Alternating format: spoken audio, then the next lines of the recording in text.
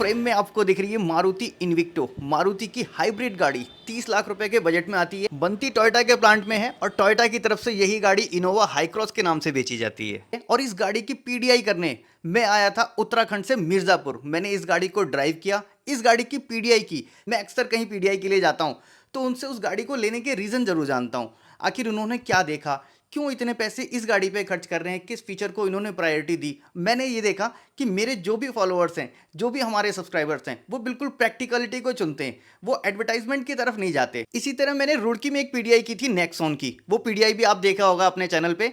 उनसे भी मैंने इसी तरह के क्वेश्चन किए थे। उनके जो रीज़न थे, बहुत ही प्रैक्टिकल रीज़न थे उस नेक्सॉन को लेने के लिए, और उस गाड़ी में बहुत मोटा डिस्काउंट मिला था। आज तक उस पर कमेंट आते हैं इतनी सस्ती गाड़ी कैसे मिल गई। एक्चुअल में वो गाड़ी उतने की उन्हें मिली थी। कभी कभी तो बहुत प्राउड होता है मुझे अपनी सब्सक्राइबर फैमिली देख के। हमारे जो लोग हैं वो बिल्कुल प्रैक्टिकल लोग हैं। सेम ऐसे ही भाई साहब से मैंने जो सवाल किए, कुछ सवालों के जवाब आपको आज वीडियो में दिखाऊंगा और कुछ नहीं भी दिखाऊंगा। तो चलो स्टार्ट कर देते हैं वीडियो। तो जी अभी देखो पीडीआई हो चुकी है गाड़ी की, गाड़ी तैयार हो चुकी है डिलीवरी के लिए। बस थोड़ी देर में इस गाड़ी की डिलीवरी हो जाएगी। अभी फ्रेम में मेरे साथ आपको दिख रहे होंगे कीर्ति सर। कीर्ति सर इस गाड़ी के ऑनर हैं, अभी ऑनर हो चुके हैं क्योंकि पेमेंट हो गई है, गाड़ी डिलीवर होने वाली है। और मुझे इन्होंने इन्वाइट किया था उत्तराखंड से यहाँ आने के लिए। 700 किलोमीटर चल के आए थे हम, और डिलीवरी के लिए हमने इस गाड़ी की पीडीआई पहले की, सारा कुछ चेक किया, बहुत टाइम लग गया। एक सवाल जो मेरे मन में आ रहा है, शायद आप लोगों के भी मन में आ रहा होगा, ये मारुति इन्विक्टो ही क्यों ली, इसकी जगह पे इनोवा हाई क्रॉस पे क्यों नहीं गए, दूसरी ऐसी कोई गाड़ी क्यों नहीं चुनी। तो मैंने इनसे ऑफ कैमरा भी वो सवाल किया, ऑन कैमरा भी सर से यही सवाल करूंगा। आपने जैसे ये इन्विक्टो चुनी, इन्विक्टो की जगह आप इनोवा भी चुन सकते थे। क्या क्या एक्सपीरियंस था आपका, एक रियल एक्सपीरियंस शेयर कर देना प्लीज, जो ऐसा लगे वाकई में आपने जो जो ढूंढा हो। क्योंकि देखो 30 लाख रुपए बंदा डाल रहा है तो कुछ ना कुछ तो रिसर्च की होगी, किस ना कुछ तो सोचा ही होगा। एक बार अपना वो बता दीजिए एक्सपीरियंस। देखिए, पहली बात तो ये है कि हम लोग को एक 7 सीटर कार लेना था। ठीक है, हम लोग को जो घर में रिक्वायरमेंट था वो 7 सीटर कार का था। तो मार्केट में जितनी 7 सीटर गाड़ियाँ थी, जैसे आपका सफारी हो गया, एक्सयूवी 700 हो गया, इनोवा हाई क्रॉस हो गया, इन्विक्टो हो गया, तो ये सभी गाड़ियाँ हम देखे। लेकिन पहली बात ये था कि हमें डीजल गाड़ी, अभी जो मार्केट में डीजल गाड़ियाँ आ रही हैं बड़ी, खासकर से बड़े बड़े इंजन वाली गाड़ियाँ, वो हम इसलिए नहीं प्रेफर कर रहे हैं क्योंकि उसमें सबसे बड़ा प्रॉब्लम हमें समझ में आता है डीएफ वाला, डीपीएफ वाला। डीपीएफ, हाँ डीपीएफ का, तो उसमें एक तो डीपीएफ जल्दी जल्दी मतलब वो चोक हो जाता है। हाँ, चोक होता है, चोक हो जाता है। और उसमें टाइम टू टाइम आपको डीईएफ भी रिफिल करना पड़ता है। हाँ वही यूरिया डीवीएफ। क्योंकि देखिए ज़्यादातर जो गाड़ियाँ होती है हम लोग की, वो 80% शहर में ही चलती है, 20% हाईवे पे चलती है। तो वो शहर में चलने पे जल्दी जल्दी वो जाम हो जाता है। हाँ, रीजनरेशन के लिए वो लोग बोलते हैं आप हाईवे पे ले जाओ, तो वो चोक हो जाता है। और डीजल इंजन में वाइब्रेशन ज़्यादा है, इंजन का आवाज़ ज़्यादा है, तो वो केबिन क्वाइटनेस उसमें नहीं मिलता है। इसलिए भी हम ये हाइब्रिड गाड़ी मतलब पसंद किए लेना। ठीक है, यही ब्रांडिंग आपको भी पता है कि ये टोयोटा ने बनाई है। हाँ। डायरेक्ट टोयोटा से भी तो ले सकते थे। क्या क्या फर्क था, क्या पैसों का कितना फर्क था, या फिर फीचर्स का क्या क्या था? फीचर्स में देखिए, इनोवा हाई क्रॉस और इन्विक्टो में बहुत बड़ा मतलब डिफरेंस है कि इनोवा हाई क्रॉस में एडास का फीचर दिया हुआ है, राइट, और ये इन्विक्टो में एडास का फीचर नहीं है। ठीक है, जो कि हमें एडास का जरूरत भी नहीं है, क्योंकि एडास में एक सबसे बड़ी गड़बड़ी है जो अधिकतर कंपनियां कर रही हैं कि उसमें जो ऑटोमेटिक इमरजेंसी ब्रेकिंग का सिस्टम दिया हुआ है वो बहुत गड़बड़ है। वो जैसे आप कहीं चाहेंगे कि आपको ब्रेक नहीं भी लगाना है तो वहाँ ऑटोमेटिकली वो अप्लाई हो जाता है और गाड़ी रुक जाती है। क्या बात कर रहे हैं। ये टाटा सफारी में भी हमें गाड़ी बहुत पसंद थी, उसमें बहुत पहले तो हम सोचे थे टाटा सफारी ही लेंगे, लेकिन वो उसमें एडास आता है इसलिए वो हम गाड़ी नहीं लिए, राइट। और इनोवा हाई क्रॉस भी हम इसीलिए नहीं लिए। और भी कई मेन रीजन है जो इनोवा हाई क्रॉस छोड़ करके हम इन्विक्टो लिए, वो बताएंगे अभी आपको। और एडास में देखिए एक और बड़ा अपडेट जरूरी है जो कंपनियों को करना चाहिए। जैसे उसमें आप ऑटोमेटिक इमरजेंसी जो ब्रेकिंग का सिस्टम है वो अगर एक बार आप ऑफ कर दिए तो ऑफ तो हो जाता है, लेकिन फिर से आप जब इंजन ऑफ करके और जब दोबारा इंजन चालू करेंगे तो फिर से वो ऑन हो जाता है, वो फिर अपने आप ऑन हो गया, यानी कि फीचर फिर ऑन हो जाता है, राइट। तो वो मान लीजिए अगर किसी को नहीं चाहिए तो बार बार वो उसको ऑफ करना पड़ेगा, ऑफ कर जितनी बार आप गाड़ी स्टार्ट करोगे उतनी बार आपको ऑफ करना पड़ेगा सेटिंग में से। तो वो चीज़ सही नहीं लगा हमें। तो ये वाकई में है, ये बात तो है। एडास के लिए पहले मैं भी यही सोच रहा था, जब एडास की वाली गाड़ी चलाई तो मुझे लग रहा था यार ये क्यों इंटरप्ट कर रहा है, वो लेन से उधर खींच रहा है, वो क्या मतलब डिस्कम्फर्ट सा फील होता है। आप लोगों को कैसा फील होता है जरूर कमेंट में बताना कि ये एडास का सिस्टम अभी इंडिया के लिए कैसा है। तो एडास पे इनकी कंपनियां क्या कर रही हैं कि जैसे वो अपडेट नहीं ला रही हैं कि अगर मान लीजिए ऑटोमेटिक इमरजेंसी ब्रेकिंग वाला जो सिस्टम है वो हम लोग जो यहाँ मैनुअली ऑफ करते हैं, अगर एक बार ऑफ कर दिए तो वो हमेशा ऑफ रहना चाहिए। ऐसा नहीं होता है। अभी क्या होता है कि गाड़ी जैसे बंद कर दी आप, फिर से जब गाड़ी स्टार्ट करेंगे तो फिर से वो फीचर ऑन हो जाता है। यानी बाय डिफॉल्ट जो है बाय डिफॉल्ट वही है, एडाज ही है। जब आपने ऑन किया तो बाय डिफॉल्ट एडाज ऑन होगा, और जिसको नहीं चाहिए यार पहले बंद करो फिर चलो। हाँ हाँ। तो वो बार बार बंद करना वो थोड़ा सा प्रॉब्लम है, क्योंकि मान लीजिए कभी आपको खुद भी भूल गए आप उसको बंद करना, या कभी मान लीजिए ड्राइवर गाड़ी ड्राइव कर रहा है, तो ये सब प्रॉब्लम होता है उसमें। और बजट का क्या था सर? बजट का देखिए यही अडास का जो मेन फीचर है, और एक उनका सीट में ऑटोमन सीट दिया हुआ है जो डिक्लाइन होकर के नीचे से पैर के रेस्ट के लिए भी निकलता है वो। हाँ स्लाइड राइट राइट, हाँ इसके लिए भी निकलती है। तो इन दो फीचर के वजह भाई से साहब जरा सब रेस्ट कर लीजिए 5 मिनट, कोई बात नहीं है, हम कर लेंगे उसको, छोड़ दीजिए, बंद कर दीजिए। बंद कर दिए। तो ये दो मेन फीचर हैं जिनके वजह से वो इनोवा हाई क्रॉस हमें लगता है कि 3 लाख 4 लाख महंगी है वो।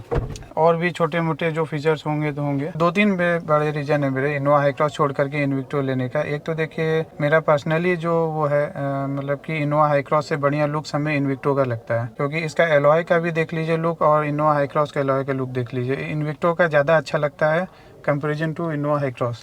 ठीक है। और 1 इंच जो इसका एलॉय है वो 1 इंच इनोवा हाई क्रॉस के टॉप वेरिएंट में जैसे जो एलॉय आता है उसके 1 इंच ये छोटा है एलॉय।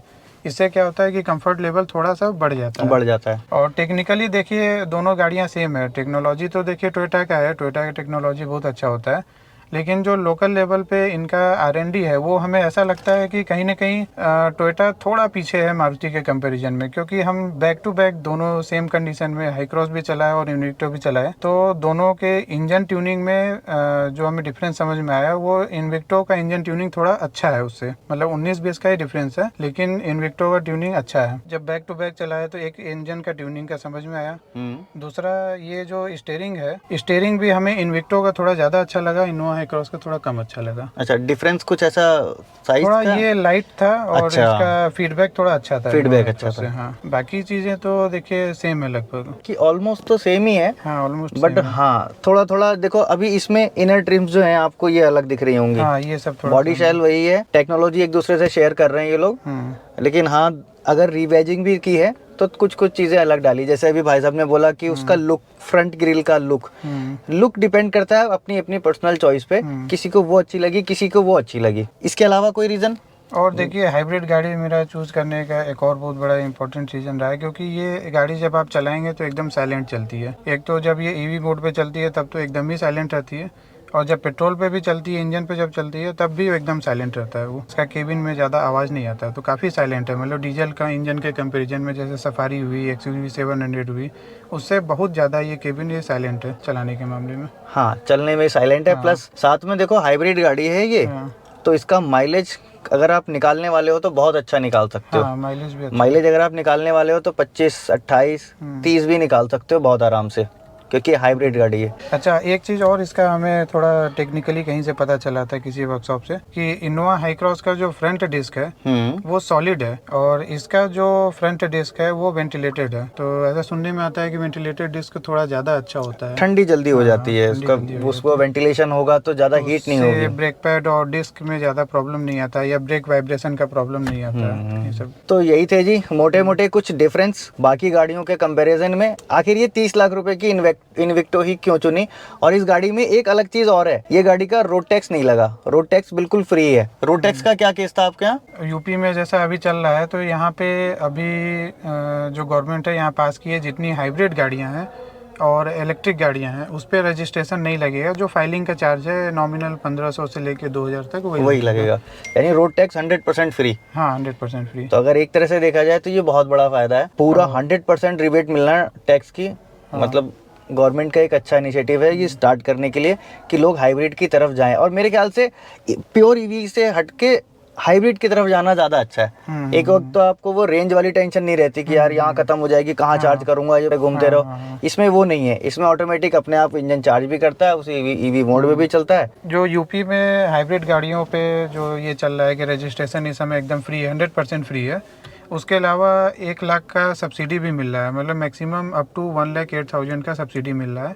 गाड़ियों के प्राइस पे डिपेंड करता है। ये जब आपको सब्सिडी का जो अमाउंट है वो आपके अकाउंट में मिलेगा, आपका जब रजिस्ट्रेशन नंबर आ जाएगा, गाड़ी का नंबर आ जाएगा, सारा सब कुछ पेपर ओके हो जाएगा, तो एक इनका पोर्टल है, उस पर आपको सारा डिटेल भर करके सबमिट करना रहेगा, तब वो सब्सिडी का जो अमाउंट है वो आपके अकाउंट में आ जाएगा। वो भी बहुत बड़ी बात है। यूपी गवर्नमेंट ने कम से कम इतना ये कदम तो उठाया, 100% रोड टैक्स फ्री किया और 1 लाख रुपए सब्सिडी भी दे रहे हैं। अभी क्या चाहिए भाई साहब, ये एक बेस्ट टाइम है हाइब्रिड गाड़ी उठाने का। मेरे मन में भी ऐसा विचार आ रहा है, क्यों ना ग्रैंड विटारा की तरफ सोचा जाए। चलो देखते हैं, आगे का काम आगे फ्यूचर में रहेगा। तो जी मेरे हिसाब से सर ने जो भी इनका रीजन है इस गाड़ी को लेने के, वो आपके साथ शेयर किए। आपके मन में फिर भी कोई सवाल रह गया हो तो नीचे कमेंट बॉक्स में लिख देना, या फिर अगर चाहो तो इंस्टाग्राम पे भी मुझे फॉलो कर सकते हो। मिलूंगा नेक्स्ट वीडियो में ऐसे ही किसी इंटरेस्टिंग टॉपिक के साथ। Thanks for watching. और सर का बहुत बहुत थैंक्स वीडियो में आने के लिए, क्योंकि देखो सर आपने हमें बुलाया था, हमने पैसे लिए हैं पीडीआई के, जी फ्री में नहीं आए हैं, पैसे लिए हैं पीडीआई के, फिर यहाँ आए हैं पीडीआई करने, सारा कुछ कर रहे हैं, लेकिन भाई साहब ने बहुत रिस्पेक्ट दिए, इसके लिए आपका आभार है। Thank you sir.